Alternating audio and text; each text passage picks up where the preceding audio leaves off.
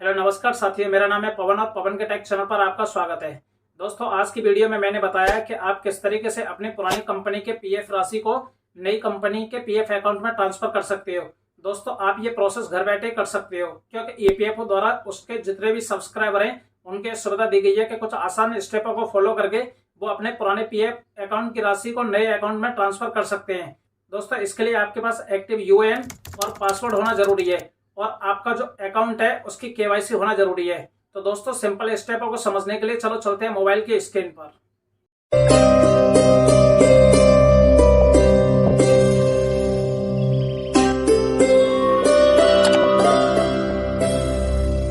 दोस्तों, अपने पुराने ईपीएफ अकाउंट में जमा राशि को नए ईपीएफ अकाउंट में ट्रांसफर करने के लिए आपको कुछ स्टेपों को फॉलो करना पड़ेगा।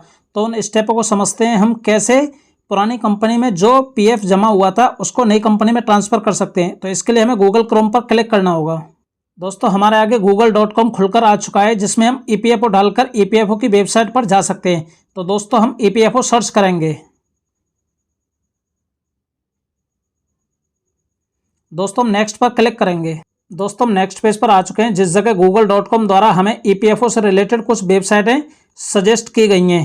तो दोस्तों, हम ईपीएफओ की authentic website employ provident fund organisation पर क्लिक करेंगे जिसमें कि PF member passbook, EPFO recruitment, member claim status, unified portal, ये जो लिंक दिए गए आप यहाँ से भी क्लिक कर जा सकते हैं, लेकिन हम एम्प्लॉय प्रोविडेंट फंड ऑर्गेनाइजेशन की वेबसाइट पर क्लिक करेंगे। दोस्तों, हमारे आगे ईपीएफओ इंडिया का होम पेज खुलकर आ गया है जिस पर संगठन से संबंधित तमाम जानकारी दी गई है और हम किसी कंपनी में एक एम्प्लॉय के तौर पर काम करते हैं तो हम एम्प्लॉय की सर्विसेज ले सकते हैं।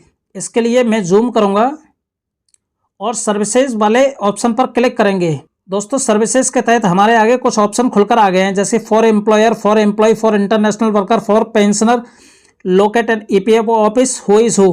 दोस्तों, हम एम्प्लॉय के तौर पर हैं तो हम एम्प्लॉय पर क्लिक करेंगे।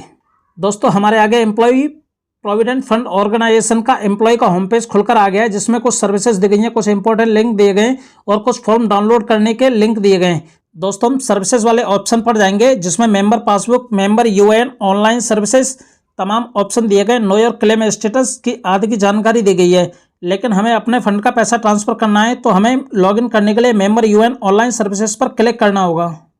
दोस्तों, हमारे आगे यूनिवर्सल अकाउंट नंबर मेंबर ई सेवा का पोर्टल खुलकर सामने आ चुका है जिसमें कि हम यूएएन, पासवर्ड और कैप्चा कोड डालकर साइन इन कर सकते हैं। दोस्तों, अगर आप अपने यूएएन का पासवर्ड भूल चुके हैं तो नीचे फॉरगेट पासवर्ड दिया गया है, यहाँ से आप पासवर्ड चेंज कर सकते हैं। तो दोस्तों, हम अपना डाटा फिल करेंगे। दोस्तों, अपना यूएएन नंबर, पासवर्ड और कैप्चा कोड फिल करने के बाद हम साइन इन पर क्लिक करेंगे। दोस्तों, अगर आप कैप्चा कोड समझ नहीं पा रहे हैं तो आगे रिफ्रेश का बटन दिया गया है जहां पर अपने अनुसार जो भी आपकी समझ में आए उस कैप्चा कोड को पा सकते हैं और उसके बाद साइन इन पर क्लिक कर सकते हैं।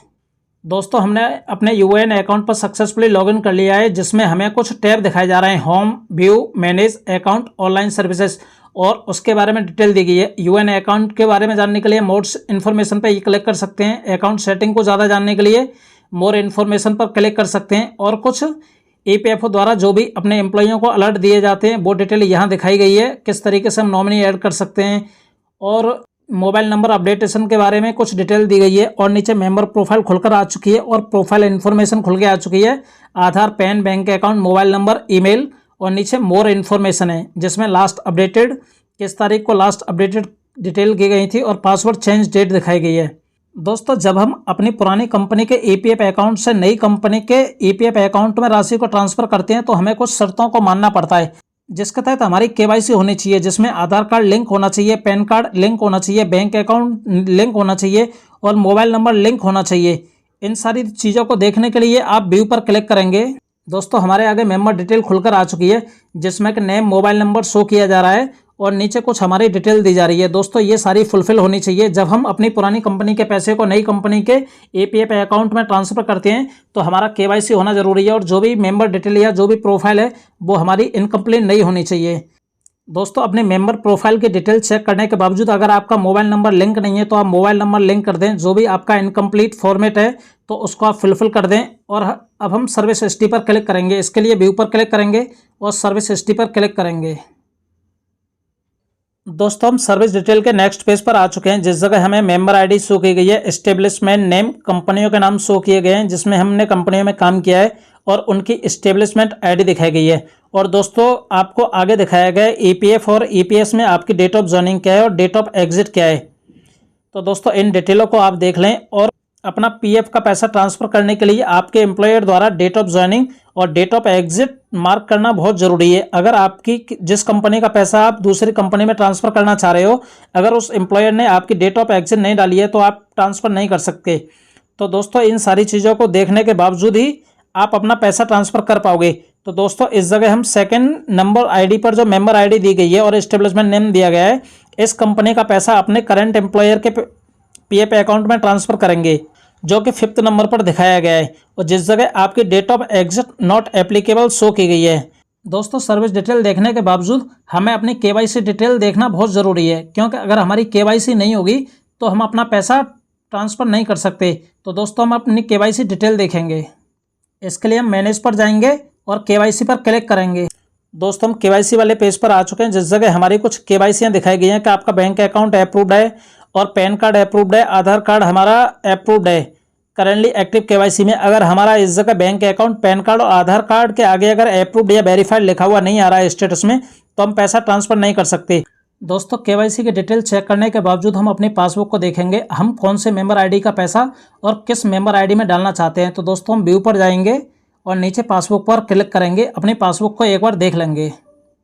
इस जगह हमारे आगे मेंबर पासबुक का होम पेज खुलकर आ चुका है। दोस्तों यहाँ हम अपना यूएन नंबर डालेंगे, पासवर्ड डालेंगे और कैप्चा कोड फिल करके साइन इन करेंगे। तो दोस्तों हम अपना डाटा फिल करते हैं। दोस्तों मैंने अपनी प्रीवियस वीडियो में बता रखा है कि पासबुक को किस तरीके से रीड किया जाता है और किस तरीके से डाउनलोड किया जाता है। आप मेरी पुरानी वीडियो देख लें, लेकिन यहाँ हम साइन इन पर क्लिक करेंगे। दोस्तों हमने अपने मेंबर पासबुक में प्रॉपर तरीके से लॉगिन कर लिया है और हम होम पेज पर आ चुके हैं, जिस जगह हमें मेंबर वाइज बैलेंस दिखाया गया है, ईपीएस कंट्रीब्यूशन समरी डिटेल दी गई है, योर पेंडिंग रिक्वेस्ट के बारे में बताया गया है और करंट एस्टेब्लिशमेंट डिटेल के बारे में बताया गया है, जो कि कुछ इन्फॉर्मेशन है। दोस्तों हम यहाँ अपनी पासबुक देखने के लिए पासबुक पर क्लिक कर सकते हैं और अपनी पासबुक डाउनलोड कर सकते हैं। केवल हमें ये चीज़ देखनी थी, इस जगह हम किस मेंबर आईडी का पैसा दूसरी मेंबर आईडी में पैसा ट्रांसफ़र करना चाहते हैं। तो हमें अवेलेबल बैलेंस में ये जो डिटेल दी गई है यहाँ चेक करना है कि किस मेंबर आईडी का पैसा, जैसे कि हम यहाँ सेकंड नंबर मेंबर आईडी का पैसा 4th नंबर मेंबर आईडी में ट्रांसफ़र करना चाहते हैं। ये डिटेल हमारे लिए सफिशियंट है। तो दोस्तों हम अपना पैसा कैसे ट्रांसफ़र करते हैं, चलते हैं पेज पर। अपने पासबुक की डिटेल चेक करने के बावजूद हमें किस मेंबर आईडी का पैसा किस मेंबर आईडी में ट्रांसफ़र करना है, इसके लिए अब हम ऑनलाइन सर्विसेज पर क्लिक करेंगे।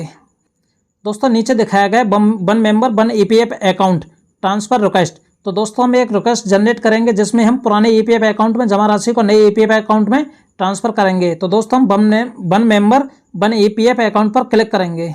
दोस्तों हम नेक्स्ट पेज पर आ चुके हैं, जिस जगह कुछ इंस्ट्रक्शन दिखाए गए हैं और हमारी पर्सनल इन्फॉर्मेशन दी गई है। Details of present account into which transfer will be affected और नीचे स्टेप 1 दिखाया गया है, नीचे स्टेप 2 दिखाया गया है। दोस्तों पर्सनल इन्फॉर्मेशन में हमारा name, mobile number, email ID, bank account number, IFSC code और आधार नंबर दिखाया गया है। दोस्तों आप केवाईसी देख चुके हो, आप अपनी पासबुक देख चुके हो और पर्सनल इन्फॉर्मेशन को भी चेक कर चुके हो। तो यहाँ आप केवल सरसरे निगाह से या मतलब डीपली तौर पर देख सकते हो।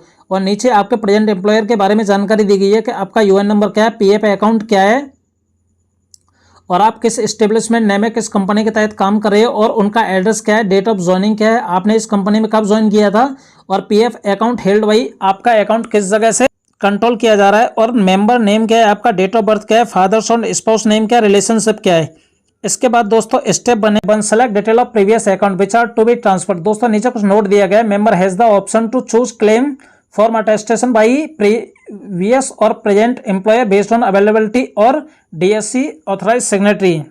दोस्तों इसका कहने का मतलब है आप जो भी प्रोसेस कराना चाहते हो और जिस भी एम्प्लॉयर से अटेस्टेशन कराना चाहते हो उसके पास डीएससी सर्विस होना बहुत जरूरी है। अगर आपके प्रीवियस एम्प्लॉयर के पास डीएससी सर्विसेज है और उनके साथ आपके अच्छे तालमेल है तो आप प्रीवियस एम्प्लॉयर को सिलेक्ट कर सकते हो, लेकिन जिस कंपनी में आप करंट में काम कर रहे हो उसके पास भी ये डीएससी सर्विस अवेलेबल है तो आप प्रेजेंट एम्प्लॉयर को करेंगे। तो दोस्तों हमारे केस में हमारे प्रेजेंट एम्प्लॉयर के पास डीएससी ऑथराइज सिग्नेटरी की सर्विस अवेलेबल है तो हम प्रेजेंट एम्प्लॉयर को सिलेक्ट करेंगे। दोस्तों नीचे लिखा गया है to generate member ID in required format, click here get MID. तो आप अगर मेंबर आईडी चाहते हो तो यहाँ से कर सकते हो, लेकिन हम यूएन के बिहाफ पर मेंबर आईडी को पाएंगे। तो दोस्तों हम अपना यूएन नंबर फिल करेंगे। दोस्तों अपना यूएन नंबर डालने के बावजूद हम नीचे गेट डिटेल पर क्लिक करेंगे। दोस्तों हमारे आगे कुछ एस्टेब्लिशमेंट ऑप्शन खुलकर आ चुके हैं जिसमें लिखा हुआ है सेलेक्ट एस्टेब्लिशमेंट। दोस्तों हमें उस एस्टेब्लिशमेंट को सेलेक्ट करना है जिसका पैसा हम दूसरी कंपनी में ट्रांसफर करना चाहते हैं। हमारे आगे कुछ एस्टेब्लिशमेंट खुलकर आ चुके हैं जिसमें जिनकी डिटेल आपके सामने दी गई है। दोस्तों इस जगह मैं एक चीज़ और बता दूं, जो भी हम ट्रांसफ़र की रिक्वेस्ट डालते हैं किसी भी ईपीएफ अकाउंट से, जब हम दूसरे अकाउंट में ट्रांसफ़र की रिक्वेस्ट डालते हैं तो सिर्फ एक ही बार रिक्वेस्ट जनरेट होती है उस अकाउंट में। तो दोस्तों हम यहाँ अपने उस एस्टेब्लिशमेंट को सिलेक्ट करेंगे जिसका पैसा हम करंट एस्टेब्लिशमेंट में ट्रांसफ़र करना चाहते हैं। तो दोस्तों हम यहाँ पर सेलेक्ट कर दोस्तों एस्टेब्लिशमेंट को सिलेक्ट करने के बावजूद नीचे कुछ ऑप्शन खुलकर आ चुके हैं जिसमें member name, member ID, establishment detail और डेट ऑफ जॉइनिंग और डेट ऑफ एग्जिट। मैंने बोला दोस्तों अगर आपकी डेट ऑफ एग्जिट नहीं डली होगी तो आपकी ट्रांसफर रिक्वेस्ट जनरेट नहीं होगी, तो डेट ऑफ एग्जिट बहुत कंपलसरी है। Date of birth, submit to, आपने ऊपर जो सेलेक्ट किया प्रेजेंट एम्प्लॉयर वो प्रेजेंट एम्प्लॉयर दिखाया गया है, और पीएफ अकाउंट नंबर ट्रस्ट है या क्या है वो दिखाया गया है। लेकिन दोस्तों हमारा ट्रस्ट नहीं है, कंपनी के व्याप पे था तो नॉट एप्लीकेबल लिखा हुआ है और आगे यूएन नंबर दिखाया गया है। दोस्तों हम यहाँ पर इसको सेलेक्ट करेंगे, और अगर आपके द्वारा कोई गलत मेंबर आईडी डाल दी गई है तो आप डिलीट भी कर सकते हो। दोस्तों अब हमारे आगे सेकंड स्टेप को हम फॉलो करेंगे जिसमें लिखा हुआ है authenticate OTP and submit. OTP will be sent on Aadhaar link mobile number. आपके आधार कार्ड से जो भी मोबाइल नंबर लिंक रहेगा उस पर एक ओटीपी आएगा जो कि नीचे कुछ परमिशन को सेलेक्ट करके आपको यहाँ डालना है। तो दोस्तों हम परमिशन को सेलेक्ट करते हैं जिस पे लिखा होगा मैं अपनी पहचान स्थापित करने और ऑनलाइन दावा प्रस्तुत करने के उद्देश्य से आधारित प्रमाणीकरण के लिए अपना आधार नंबर, बायोमेट्रिक या वन टाइम ओटीपी प्रदान करने के लिए सहमत हूँ, और अपनी परमिशन देने के बावजूद हम नीचे गेट ओटीपी पर क्लिक करेंगे। दोस्तों हमारे मोबाइल पर ओटीपी सेंड सक्सेसफुली भेज दिया गया है। हम ओके पर क्लिक करेंगे और नीचे गेट ओटीपी के आगे जो ओटीपी वाला ऑप्शन दिया है इस पर टाइप करेंगे। दोस्तों सारी डिटेल चेक करने के बावजूद और गेट ओटीपी डालने के बावजूद अब हम सबमिट पर क्लिक करेंगे। दोस्तों स्टेप 2 में ऑथेंटिकेट ओटीपी एंड सबमिट करने के बावजूद हमारे आगे ट्रांसफ़र क्लेम स्टेटस की डिटेल खुलकर आ चुकी है जिसमें हमें ट्रैकिंग आईडी दी गई है, प्रीवियस अकाउंट नंबर दिखाया गया है, प्रेजेंट अकाउंट नंबर दिखाया गया है और अटेस्टेशन थ्रो दिखाया गया है कि हमने किस एम्प्लॉयर को चुना था। दोस्तों हमने प्रेजेंट एम्प्लॉयर को चुना था जो कि यहाँ डिटेल दी गई है, और प्रिंटेबल फॉर्म 13 दिखाया गया है जिसको कि यहाँ आप डाउनलोड कर सकते हैं और इसकी डिटेल देख सकते हो। और अपना क्लेम स्टेटस चेक करने के लिए आपके आगे जो ट्रैकिंग आईडी दी गई है आप उसका भी यूज कर सकते हैं। दोस्तों हम प्रिंटेबल फॉर्म 13 डाउनलोड करने के लिए यहाँ क्लिक करेंगे। दोस्तों हमारे आगे फॉर्म डाउनलोड हो चुका है। अब हम मोर ऑप्शन पर क्लिक करेंगे दोस्तों, और ड्राइव पीडीएफ व्यूअर पर क्लिक करेंगे।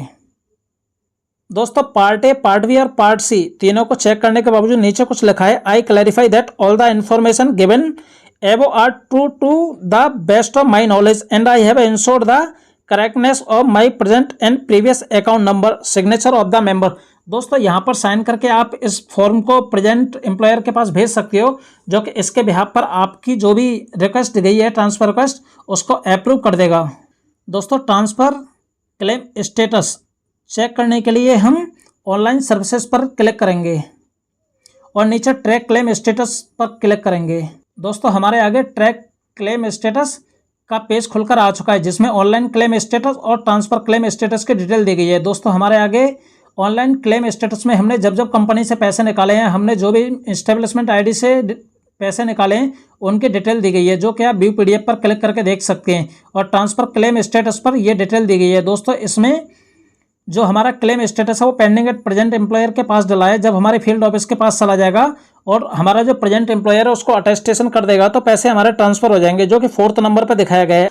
दोस्तों ये किसी भी मेंबर आईडी द्वारा या किसी भी एस्टेब्लिशमेंट द्वारा अकाउंट में सिर्फ एक बार पैसा ट्रांसफ़र किया जाता है। दोस्तों केवल हमारा एम्प्लॉयर का शेयर ही ट्रांसफ़र होता है, पेंशन का पैसा ट्रांसफ़र नहीं होता।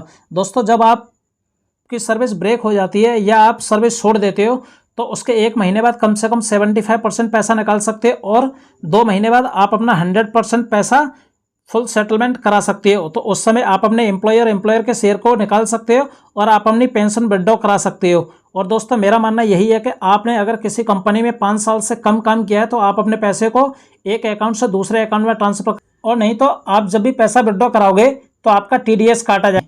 तो दोस्तों चलो चलते हैं मोबाइल की स्क्रीन पर। दोस्तों आशा करता हूँ इस वीडियो को देखकर आप भी अपने पुराने पीएफ अकाउंट की राशि को नई पीएफ अकाउंट में ट्रांसफ़र कर पाओगे, और इस ट्रांसफ़र राशि को आपके अकाउंट में ट्रांसफ़र होने में कम से कम 10 से 15 दिनों का वक्त लगता है, जिसका कि आपके पुराने या नई एम्प्लॉयर द्वारा अटेस्टेशन किया जाता है।